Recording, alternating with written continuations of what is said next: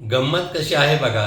भाजपवाले संविधान संपवणार असं म्हणत लोकसभेच्या निवडणुकीमध्ये ज्यांनी नरेटिव्ह प्रस्थापित केला राजकीय फायद्यासाठी, ते राहुल गांधी संसदेचे विरोधी पक्षनेते झाल्यानंतर परवा अमेरिकेत गेले आणि अमेरिकेमध्ये जाऊन त्यांनी भारतामधलं आरक्षण आम्ही संपवणार अशा प्रकारची घोषणा केली. हे खरं आहे की काँग्रेसचा चेहरा या निमित्ताने उघडा पडला.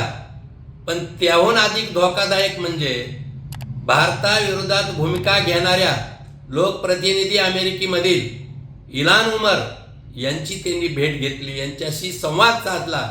हे अत्यंत धोकादायक आहे. इतिहासात असं कधी घडलं नाही की भारतातील संसदेचा विरोधी पक्षनेता बाहेर गेल्याच्या नंतर आपल्या विरोधी शक्तीच्या सोबत संवाद करतो. यावरून राहुल गांधीची देशभक्ती, राहुल गांधीचं भारत प्रेम आणि राहुल गांधी बेगडी राजकीय नाटक कसा करतो हे लक्षात येतं.